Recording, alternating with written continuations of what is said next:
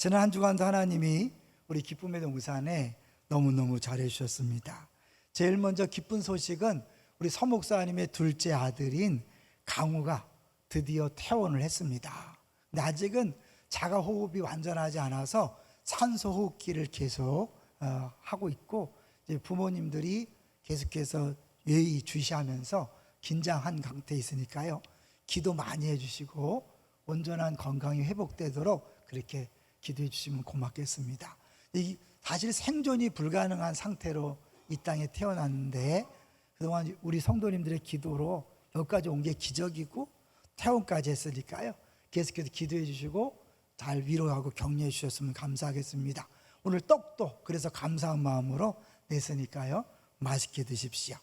두 번째로는 양육 오리엔테이션을 했는데요, 그 1, 3단계 후원자 피원자가 전원 참석해서 행복한 분위기로 시작됐다고 합니다. 이제 이번 주부터 본격적으로 1강이 들어가는데 은혜 달라고 기도해 주시고, 특별히 이번에 양육 후 섬김이들을 위해서 많이 기도해 주셔서 기쁨으로 잘 섬기도록, 본인이나 가족의 건강에 문제가 없도록 많이 기도해 주시면 감사하겠습니다. 세 번째로는 분리 개척 장소를 제가 1부, 2부 예배 때 우리 분리 개척 위원장님, 장로님 말씀을 듣고 선포를 했는데 아직 신청은 안 하고 우리가 선포가 나간 거래요. 해솔초등학교 강당에서 개척을 하기로 일단 결정하고 진행 중에 있습니다. 미리 기도해 주시고, 그 과정이 좀 있는 것 같아요. 약간 복잡한 과정이 남아 있는데 기도해 주셔서 잘 되도록 이렇게 해주시고, 이제 이번 주 수요일부터 정식 멤버들이 모여서 기도하니까요, 그동안은 준비위원들이 했는데 준비위원들이 따라가면 좋겠는데 따라가는 게 아니라 준비만 하거든요. 이번에 이제 진짜로 같이 갈 사람들 중심으로 기도회가 이루어져야 합니다. 그동안 이제 결단하려고 했던 분들 결단하시고 수요일 날 모여서 기도해 주시면 감사하겠습니다. 자, 이제 오늘 제목을 같이 보도록 하겠습니다. 오늘 제목이 뭡니까? 주 뜻대로 사는 것입니다. 묻습니다. 주 뜻대로 사는 거 쉽습니까? 어렵습니까? 어렵죠. 무지 어렵죠. 특히 지난주 설교 듣고 많이 힘드셨죠. 내가 교회를 와야 되냐 말아야 되냐, 먼저 이웃과 화해하고 오라 그랬는데 네, 못해도 오셔야죠. 대신에 내가 못했습니다, 자신이 없습니다, 용기가 없습니다, 이런 죄인임을 인정하고 드리는 예배가 진짜 예배인 거예요. 그 이스라엘 백성들은 그 잘못하고도 뻔뻔하게 드렸기 때문에 하나님이 싫어하신 거고요, 하나님은 우리가 말씀대로 살지 못합니다, 그런 마음으로 고백하며 나올 때 최고로 기뻐하십니다. 자, 그런데 이제 말씀대로 살면 하나님께서 역사하셔야 되는데, 말씀대로 살아도 하나님이 안 계신 것 같은 그런 상황을 예레미야가 만났거든요. 그래서 오늘은 예레미야를 통해서 큰 위로가 넘치기를 주의 이름으로 축원합니다. 먼저요, 우리 빌에 관한 이야기를 한번 할 텐데요, 하나님의 뜻대로 살아서 좋은 결과가 난 이야기인데요, 빌이라는 친구가 있었어요. 항상 헝클어진 머리에 구멍난 옷과 청바지를 입고 신발을 신지 않고 다녔어요. 1년, 4년 동안 옆에서 봤지만 한 번도 신발을 신은 걸 보지 못했다 그래요. 근데 항상 뭔가 총명했고 신비로운 생각으로 가득 차 있는 모습을 볼 수 있었다는 거죠. 다음 페이지. 그런데 대학을 다니는 동안 그가 그리스도를 영접했고, 대학 교정의 건너편에 있는 교회가 하나 있었는데 언제나 옷을 잘 차려입은 중류층의 사람들로 붐볐어요. 근데 그들은 대학생들을 위해서 무언가 하기를 원했지만 어디서 어떻게 시작해야 할지 몰랐던 거예요. 그런데 이제 어느 날 이 빌이 교회 예배에 참석하게 됐어요. 언제나처럼 헝클어진 머리에 구멍난 옷과 청바지에 맨발인 빌이 교회에 들어섰어요. 어땠을까요? 교회는 사람들로 가득 차 있었고 예배는 이미 시작되었어요. 자리를 찾아 빌은 앞쪽으로 갔습니다. 사람들은 조금 불편한 눈초리로 빌을 쳐다보기 시작했지만 아무도 뭐라고 말하지는 않았어요. 그때 저 뒤에서 다음 페이지, 강당 가까이까지 갔지만 빌은 빈자리를 발견할 수 없었어요. 그래서 할 수 없이 맨 앞에 빈 공간에 깔린 카페지에 털썩 주저앉았습니다. 그러한 그의 행동이 대학이라는 자유분방한 곳에서는 별로 이상하지 않겠지만 그 자리에 모인 회중들은 한 번도 경험하지 못한 별스러운 장면이었기 때문에 긴장하고 있는 분위기가 서로서로 느낄 수 있었다 그래요. 그때 저 맨 뒤에 있던 80 되신 어르신이 뒤쪽에서 은빛 머리에 정장을 하고 회중시계를 차고 그 집사님 한 분이 천천히 앞으로 다가갔습니다. 오랜 시간 동안 천천히 빌이 있는 곳까지 갔습니다. 교회는 지죽은 듯이 고요해져서 집사님의 지팡이가 바닥 두드리는 소리만 들릴 뿐이었습니다. 사람들의 숨소리조차 들리지 않았습니다. 모든 교인들의 시선은 그 집사님에게로 향하고 있었습니다. 어떤 마음이었을까요? 어떤 생각이었을까요? 그걸 밑에를 한번 읽어주시죠. 저 집사님이 버릇없는 저 젊은이에게 어떻게 하든 저분을 비난할 수는 없어. 저 연세에 저토록 점잖으신 분이 어떻게 저런 대학생을 이해할 수 있겠어. 네, 80대신 분이니까 당연히 그 젊은이를 끌어내든지 잘 설득해서 데리고 나올 줄 알았죠. 그런데 빌 곁에 간 노 집사님은 지팡이를 바닥에 내려놓더니 빌 옆바닥에 힘겹게 앉은 후 그곳에서 계속 예배를 드리게 되었습니다. 그날 예배당에 있던 교인들은 모두 감동으로 목이 메었습니다. 마침내 정신을 차리신 목사님이 교인들에게 설교를 시작했습니다. 같이 한번 읽어볼까요? 시작. 여러분은 오늘 제가 할 설교는 금방 잊어버려도 방금 보신 일은 결코 잊지 못할 것입니다. 사람들은 젊은이를 데리고 나갈 줄 알았지만 이 80대의 집사님은 그 젊은이가 어색하지 않도록 그 불편함에도 불구하고 그 옆에 바닥에 앉아서 같이 예배를 드린 거죠.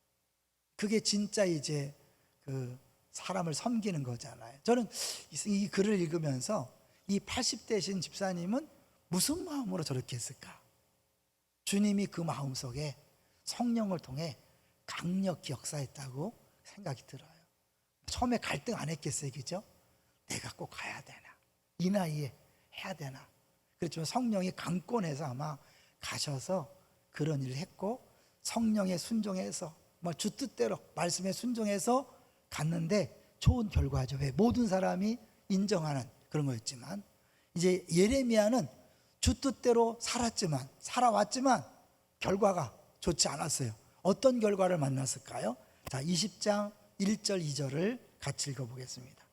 20장 1절 2절 시작. 임멜의 아들 제사장 바스홀은 여호와의 성전이 총감독이라 그가 예레미야의 이 일 예언함을 들은지라. 계속 이에 바스홀이 선지자 예레미야를 때리고 여호와의 성전에 있는 베냐민 문 위쪽에 목에 씌우는 나무 고랑으로 채워두었다. 이 예레미야를 때린 거예요. 그리고 이 어떻게 생긴지 모르지만 목에 씌우는 나무 고랑으로 채워뒀습니다. 감옥에 가던 거죠. 쉬운 얘기로. 그동안은 예레미야를 비난했지만 직접 손을 댄 사람 없었어요. 그런데 이 바스홀이 손을 댄 거죠. 왜냐하면 이 바스홀은 누구냐면 성전의 총감독이에요. 그러니까 성전을 책임진 사람이니까 그 성전에서 일어나는 모든 일들을 관리해야 되는데 예레미야가 계속 성전 다 없어질 것이다. 성전에 드리는 제사 하나님 안 받으신다. 막 이러니까 가만히 있을 수 없잖아요. 그래서 드디어 일어나서 예레미야를 때리고 나무 고랑으로 채워뒀다. 우리는 상상하면 춘향전에 나오는 그 나무 칼을 이렇게 뒤집어 쓰고 앉아있는 모습이 상상되지만 아마 다른 모습이었겠죠. 그러나 나무 고랑으로 꼼짝 못하게 하루 동안 가둬놨어요. 근데 하나님이 아마 특별한 은혜로 이제 이 바스홀의 마음을 움직였겠죠. 3절입니다. 시작.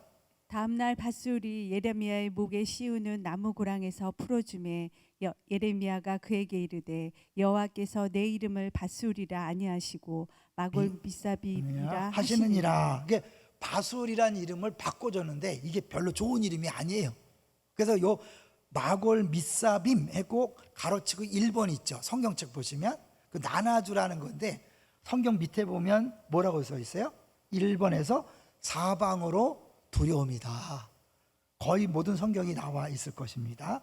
사방으로 두려움이라 그러는데 이게 왜 중요하냐면 이제 이 하나님 뜻을 거스려서 예레미야를 때리고 가뒀기 때문에 하나님이 징벌하겠다는 뜻이거든요. 그러니까 너 때문에 사방이 두려워하게 될 것이다. 너도 사방의 두려움을 느낄 것이다. 우리가 알고 있는 사면초가 같은 생각을 하는 거죠. 사면초가. 근데 이게 왜 중요하냐면 나중에 아무 일이 벌어지지 않으니까 오히려 사람들이 예레미야를 놀리는 표현을 쓰는 거예요. 뭐 사방으로 두렵다고? 네가 그런 상황이 되는 거죠. 10절로 가보세요. 10절 시작. 나는 무리의 비방과 사방이 두려워함을 들었나이다. 그들이 이르기를 고소하라, 우리도 고소하리라 하오며 내 친한 벗도 다 내가 실족하기를 기다리며 그가 혹시 유혹을 받게 되면 우리가 그를 이기어 우리 원수를 갚자하나이다. 오히려 그 바술과 그 일행들이 다 사방의 두려움을 느낄 거라고 말했는데 실제 안 이루어지니까 너 말 잘했다. 네가 그 꼴이 났구나. 네 입만 살아갖고 함부로 말하더니 네가 바로 네 말한 대로 됐다라고 그렇게 놀리는 거죠. 이런 상황을 만났기 때문에 예레미야가 하나님 앞에 원망합니다. 원망을 넘어서 우리 토로라고 하는데 하지 않아야 될 표현을 쓰면서 하나님 앞에 말하는 거예요. 어떤 표현을 썼을까요? 7절을 보겠습니다. 자, 7절 시작. 여호와여, 주께서 나를 권유하심으로 내가 그 권유를 받았사오며 주께서 나보다 강하사 이기셨으므로 내가 조롱거리가 되니 사람마다 종일토록 나를 조롱하나이다. 이 한글 성경을 이 개정 성경으로는 내용이 그렇게 쉽게 와닿지 않습니다. 그래서 제가 바른 성경이라고 그다음에 표준 세번역을 읽어드릴게요. 여러분 이 본문을 보시면서 제가 읽어드리는 말씀을 한번 들어보십시오. 여호와시여, 주께서 저를 속이셨으므로 제가 속았고 주께서 저보다 강하심으로 주께서 이기셨습니다. 제가 종일토록 놀림거리가 되니 모두가 저를 조롱합니다. 권유란 말을 속였다고 표현하거든요. 그래서 그 단어를 먼저 한번 봐야 되겠네요. 그 박스 보여주세요. 이 단어, 이 권유란 단어가 굉장히 부드럽게 보이지만 그 뜻은 뭐냐면 열다, 마음이 열리다, 유혹당하다, 설득당하다. 근데 성경에는 유혹으로 많이 번역을 썼어요. 그러니까 신명기에 보면 이제 처녀를 유혹할 때 이 단어를 쓰고요.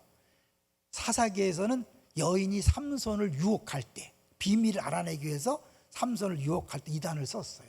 그 다음에 깨겠나이다, 유혹되어 그랬죠. 그러니까 이 예레미야는 하나님이 자기를 유혹해서 자기를 속여서 자기를 이 자리까지 오게 했다는 거예요. 하나 더 읽어드릴게요. 표준 세번역을 보면 이렇게 번역해놨어요. 주님께서 나를 속이셨으므로 내가 주님께 속았습니다.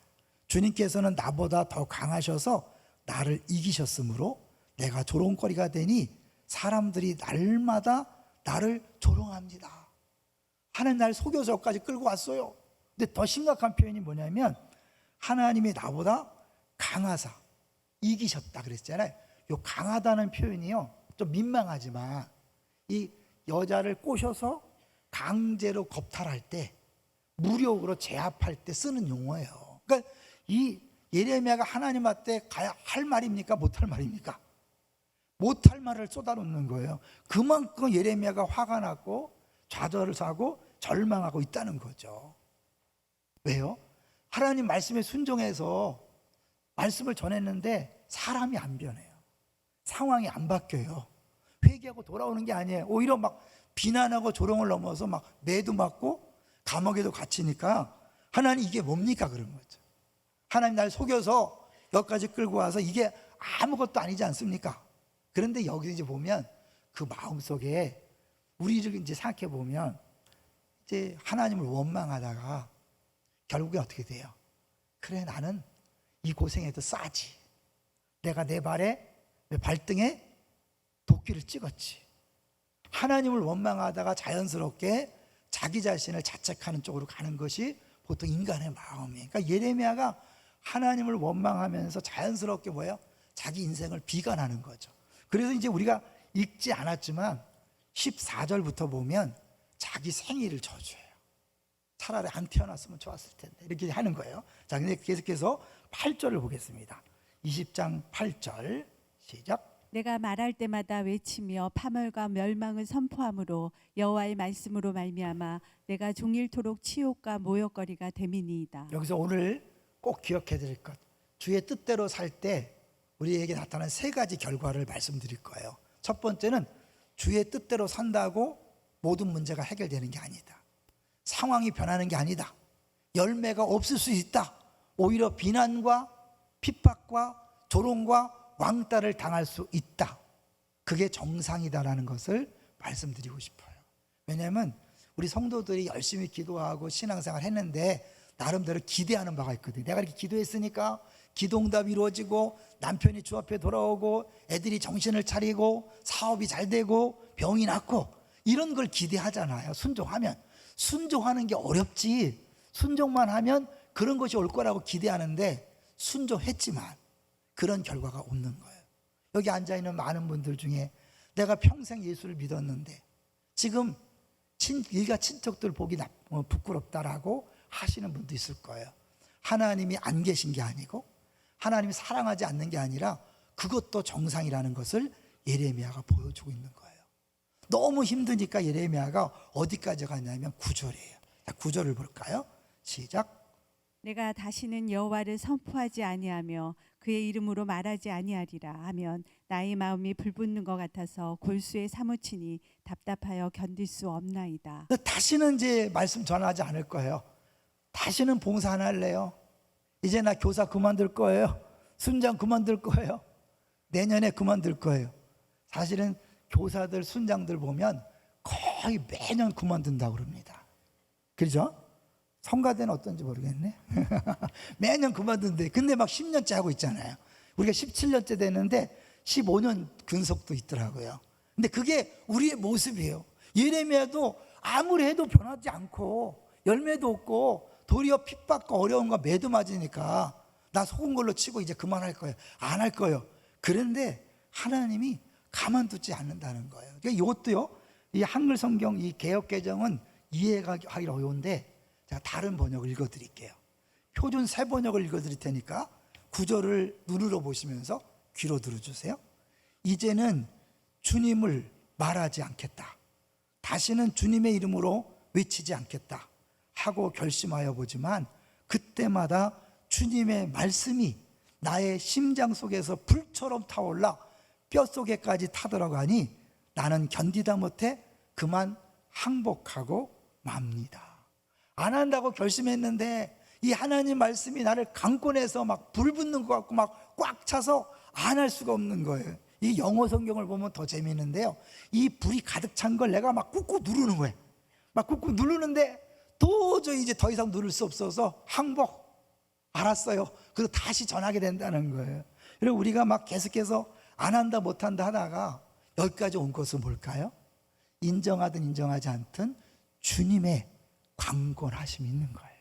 주님의 은혜가 있어서 여기까지 온 줄로 믿습니다.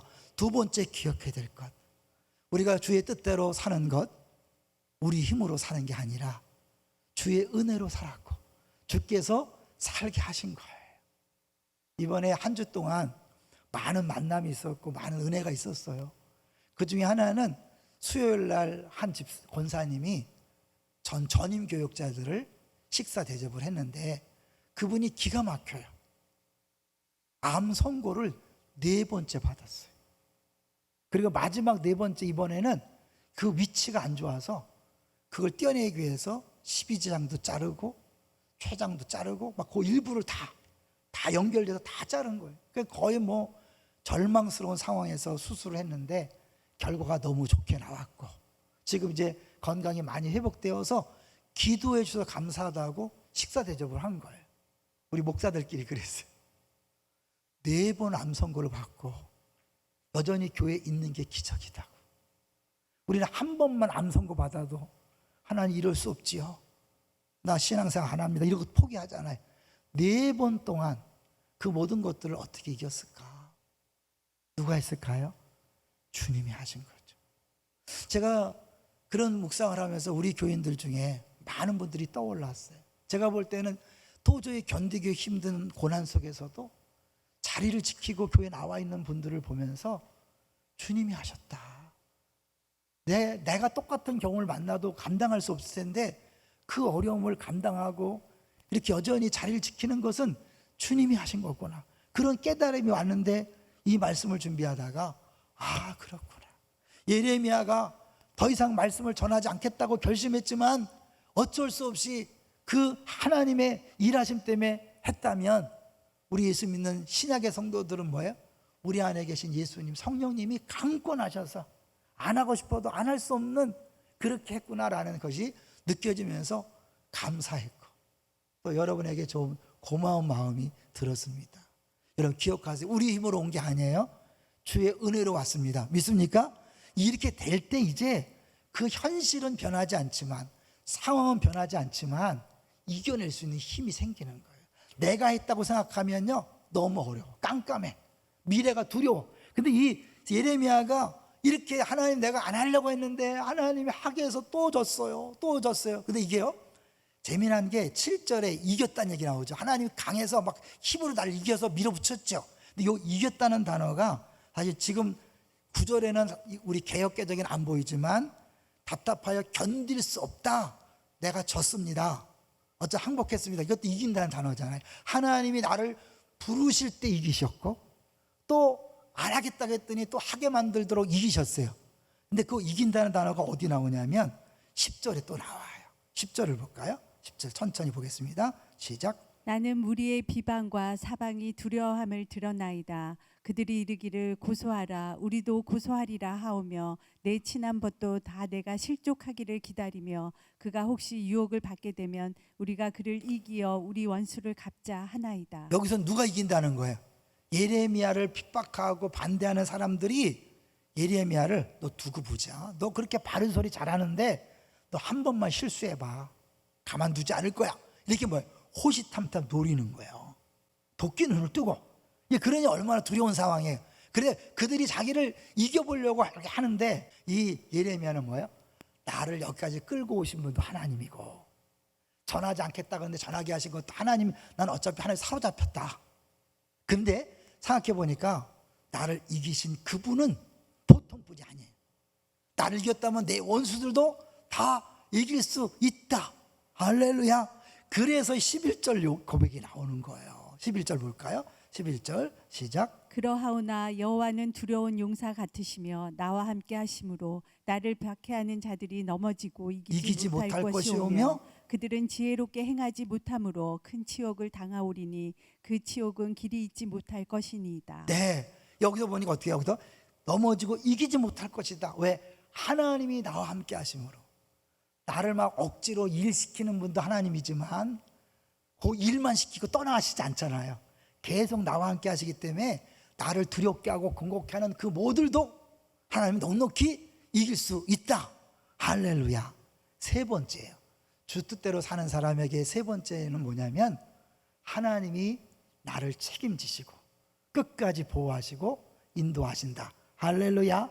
자, 여기서 이제 정리해 볼 텐데요. 먼저 4번을 보여주시면 이제 이 예레미야는 하나님에 대해서 상황이 너무 어렵기 때문에 어쩔 수 없이 비난해요. 한번 읽어볼까요?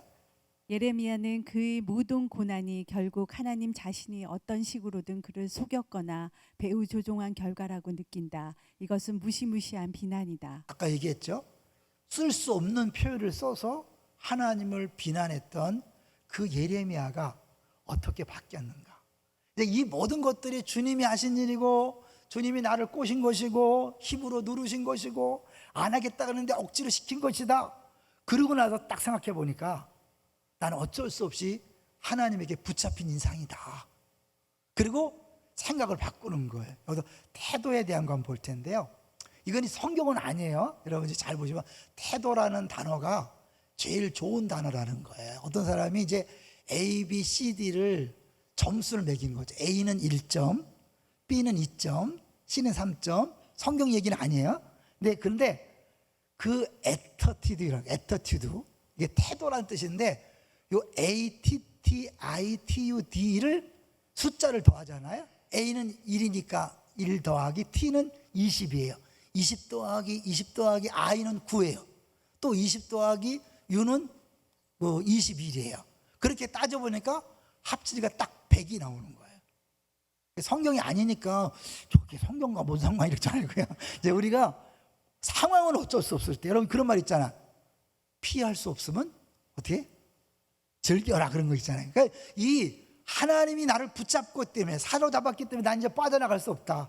난 어쩔 수 없다. 그렇다면 어떻게 막 그걸 막 빠져나가려고 애쓰는 게 아니라 예레미야는 생각을 바꿔서 이제 그렇다면 그 하나님이 나와 함께 계시다면 이제 내가 뭘 두려워하라 생각을 바꾼 거예요. 그래서 토요일 날 우리 이희철 장로님하고 같이 은혜동산교회에서 5번째 분립개척한 은혜샘교회 권면을 하라 그래서 갔는데요. 은혜샘교회, 갑자기 동산에서 샘이 됐어요. 근데 은혜샘을 생각하면서 샘 솟는 기쁨이 생각나서 제가 성경에 나오는 유명한 주님의 뜻, 뭐죠? 너희를 향하신 주의 뜻이니라, 하나님 뜻이니라. 데살로니가 전서 5장 16절부터 18절. 항상 기뻐하라, 쉬지 말고 기도하라, 범사에 감사하라. 이걸 가지고 이제 권면했는데, 자주 말씀드리지만 성경에 3가지가 나올 때는 3가지 방향으로 볼 때 쉬워요. 항상 기뻐하라는 하나님에 대한 태도예요. 쉬지 말고 기도하라는 이웃에 대한 태도예요. 범사에 감사하라는 건 자기 자신에 대한 태도예요. 여러분, 항상 기뻐하는 게 가능합니까? 기뻐하는 가능해요? 상황을 보면, 조건을 보면 절대 기뻐할 수 없어요. 그래서 이 구약 성경에 보면 시편 37편에 여호와를 기뻐하라, 그리하면 내가 원하는 소원을 이루어 준다 그래요. 그거를 공동 번역이나 표준 세 번역에서 어떻게 하냐면, 기뻐할 것을 하나님에게서만 찾아라, 모든 기쁨을 하나님에게서 찾아라 라고 그렇게 번역을 해요. 그러면 답이 돼요? 우리가 상황을 보고 기뻐하려고 그러면 절대 항상 기뻐할 수 없어요. 변함이 없는, 우리를 사랑하시는 전능하신 하나님을 계속 주목할 때 그 하나님 안에서 기뻐하는 사람은 항상 기뻐할 수 있는 거예요. 동의하시나요? 그 왜 쉬지 말고 기도하는 거, 나를 위한 기도가 아니라 이웃을, 같은 죄인들이니까. 제가 그랬어요. 3년은 허니문 기간이다. 개척후 3년 동안은 다 행복하다. 3년 지나면 눈이 이제 그 눈에 눈꼭지가 빠져서 신혼부부도 3년 지나면 끝나잖아요. 마찬가지로 교회 개척도 3년 지나면 시작이에요. 이제 싸움이 시작되기 때문에 서로 죄인임을 인정하고 쉬지 말고 기도해라, 권면이. 3번째, 범사에 감사하라. 이거는 상황 속이 아니라 내 자신에 대한 마음의 자세예요. 저도 가끔 얘기했잖아요. 제가 동산교회에서 분립개척한 얼마나 큰 복을 받았습니까? 그리고 17년 하면서 4번째 분립을 계획하니 얼마나 큰 복이에요. 근데 힘들 때가 있을까 없을까요? 있죠. 그럴 때 정신을 차리는 거예요. 야, 네가 여기 어떻게 왔는데, 네가 어떻게 분립개척했는데, 네가 어떻게 예수 믿었는데, 네가 어떻게 목회했는데, 다 은혜잖아요.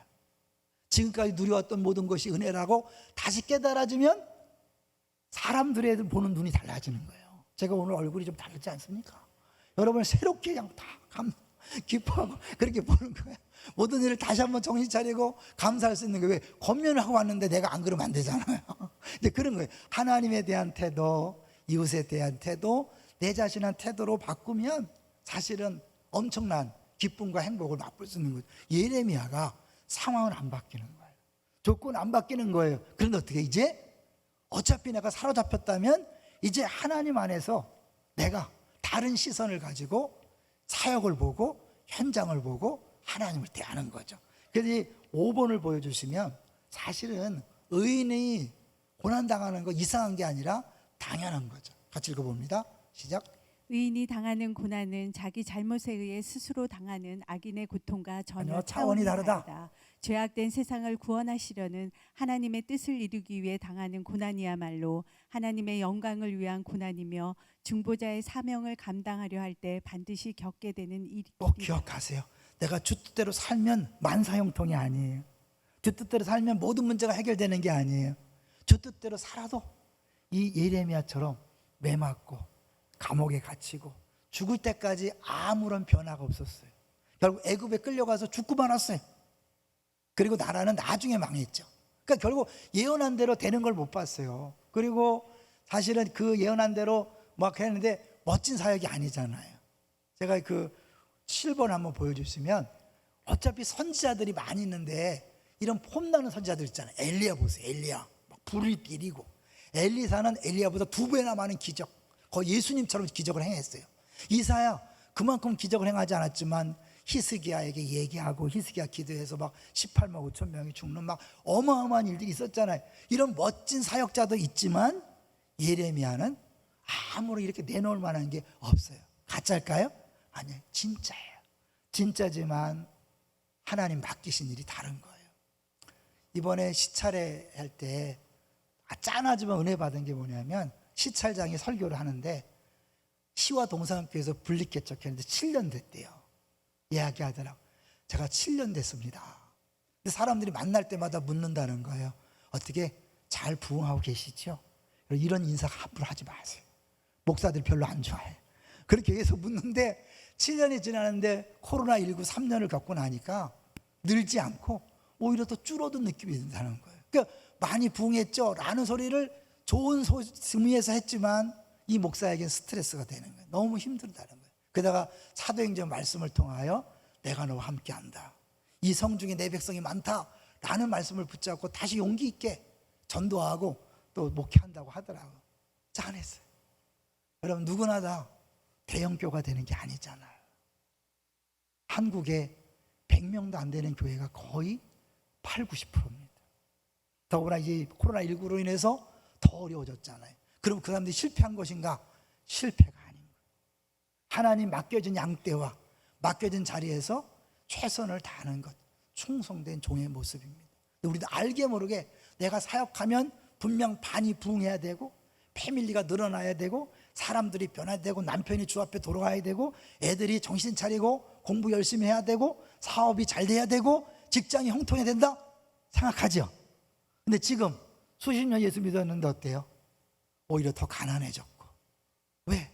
열심히 봉사하고 헌금했기 때문에. 몸 다 망가졌죠. 휴가도 없이 여름마다 겨울마다 봉사해서 몸도 망가졌어요. 자녀들에게 할 말이 없고 일가친척이 할 말이 없잖아요. 실패한 걸까요? 아니라는 거예요. 그럴 수 있다는 거예요. 하나님 우리에게 맡기신 일들은 사실은 외부적인 것으로 성공을 가름할 수 있는 게 아니라는 거예요. 6번을 보겠습니다. 6번, 성공의 척도가 눈에 보이는 결과가 아니라는 거예요. 읽어봅니다. 예언자 또는 설교자 예레미야의 성공은 현대 설교학이 우리에게 빈번히 요구하듯이 그가 얼마나 청중을 하나님의 말씀을 잘 듣도록 설득해 임박한 위험들을 잘 피할 수 있게 했느냐가 아니라 오히려 얼마나 학고부동한 일관성으로 하나님의 의로운 목적과 의도를 증거했느냐에 의해 측정돼야 한다. 네, 설교자가 설교해서 사람들이 변화되고 전도가 되고 부흥해야 마땅하다 생각하죠. 그것만이 성공이냐? 아니라는 거예요. 사실은 시골 교회는요, 아무리 설교를 잘해도 나이 드신 분밖에 없거든요. 젊은이 자꾸 빠져나간단 말이에요. 그러니까 그런 교회에 설교를 못해서 은혜를 못 끼쳐서 부흥 안 된다 이럴 수 없잖아요. 그 자리를 지키는 자체가 너무 귀하고 아름다운 사역인 거죠. 제가 늘 얘기하지만 김민중 목사님과 저를 비교할 수 없어요.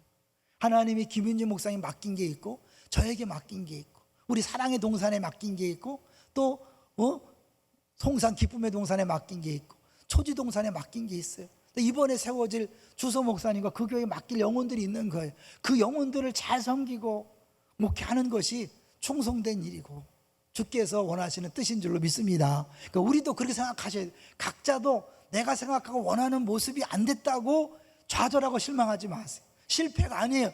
지금까지 잘해오신 거예요. 여기까지 버티고 견딘 거 정말 잘하신 거예요. 할렐루야. 내가 설교를 준비하다가 이 보네포 목사님이 이 본문을 가지고 설교한 내용이 있더라고요.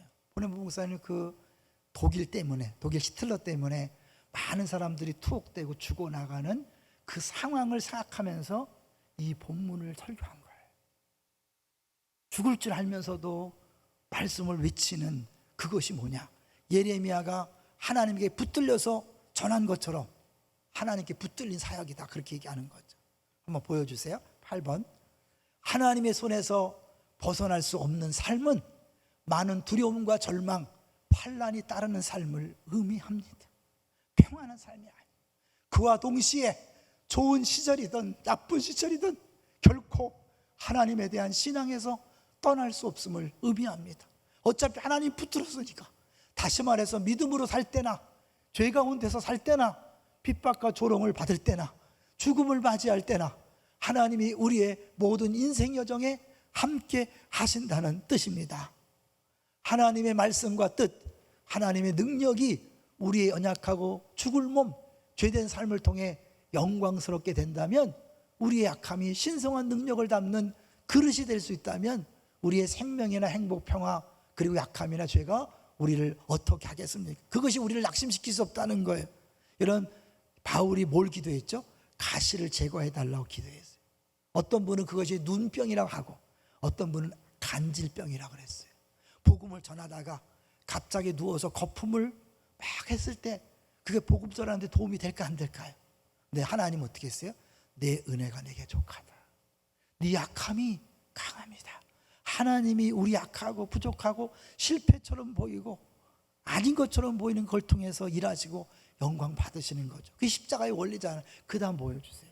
사로잡힌 자는 우아한 옷차림을 하고 있는 것이 아니라 그저 사슬에 매여 있을 뿐입니다. 하지만 이것은 이 세상과 사람들 앞에 승리자로 등장하시는 분을 영화롭게 합니다. 멋있는 옷이 하나님을 영화롭게 하는 게 아니라 남루한 옷, 다 주고 얼마 없는 가난해진 그 사람이 하나님을 영화롭게 하는 것. 우리가 매어 있는 사슬과 낡고 헤어진 옷, 우리 몸에 남은 상처 자국들은 진리와 사랑이신 은혜의 주님을 영화롭게 하는 찬송입니다. 진리와 의의 개선 행렬, 하나님과 복음의 개선 행렬이 이 세상을 통해 전진할 때 우리는 매인자요 갇힌 자로서 개선 행진을 하는 마차 뒤를 따르는 것입니다. 너무 힘이 없어서, 너무 기진맥진해서요 혼자 걸어갈 수 없으니까 마차 뒤에 묶어서 하나님이 우리를 데려가신다는 거예요. 승리의 현장에 아무 상처 없이 깨끗한 얼굴로 있는 사람도 있지만 온몸에 상처투성이, 피투성이가 되어 있는데 승리의 찬가를 부르며 갈 때 어떤 게 더 감동적이에요? 저 사람이 저렇게 피를 흘리고 상처 입고 고통을 함으로 승리가 왔구나. 그게 더 감격적이잖아요. 하나님이 우리를 통해서 하시는 일이 그거 같아요. 하나님이 우리를 사실은 그냥 편안하게 아무 사고 없이 하는 게 아니라 상처 입고 고통당하고 헐벗고 기진맥진해서 이제 승리했지만 걸어갈 힘이 없어서 마차, 승리의 개선 마차 뒤에 묶어서 가면서 그래도 우리가 승리했다고 끌고 가는 그런 모습을 상상하는 거예요. 더 이상 하나님을 떠나서는 살 수 없는 것, 이것이 모든 그리스도인의 삶에 끊임없이 내재하는 번민입니다. 하나님을 자기 인생에 모셔드리고 하나님 설복에 넘어간 사람은 더 이상 하나님을 떠나서는 살 수 없습니다. 그것은 마치 어린아이가 어머니의 품을 떠날 수 없는 것과 같으며 남편이 사랑하는 아내를 떠날 수 없는 것과 같습니다. 하나님은 누군가와 대화를 나누신 후에 그를 결코 잊어버리지 않으시며 좋은 시절이든 나쁜 시절이든 항상 동행하시며 마치 그림자처럼 그를 추적하십니다. 하나님 우리를 권유하셨고 우리에게 너무 강하게 되셨으며 우리를 결코 놓아주지 않으십니다. 그러므로 우리가 사슬이나 무거운 짐을 두려워하겠습니까? 죄나 고난 혹은 죽음을 두려워하겠습니까? 하나님이 우리를 단단히 붙잡고 계십니다. 주님 우리를 항상 새롭게 권유하시고 우리에게 강해지셔서 우리가 살든지 죽든지 주님만 믿으며 주님의 승리를 바라보게 하십니다. 할렐루야. 정리 기억나시라고 주 뜻대로 하는 거 어렵습니다. 고난이 있고 아픔이 있고 열매가 없을 수 있습니다. 그리고 그 고난 우리가 이겨내는 것이 아니라 주님의 능력으로 은혜로 내 안에 살아계신 그리스도가 함께 하심으로 여기까지 왔습니다. 그렇다면 그분은 떠나지 않고 영원토록 우리와 함께 할 것입니다. 두려워하지 마십시오. 염려하지 마십시오. 불안해하지 마십시오. 지금까지도 은혜로 왔다면 앞으로도 그분이 승리케 하시고 그분이 일하셔서 그분의 영광을 우리를 통해 나타나게 하실 것입니다. 할렐루야.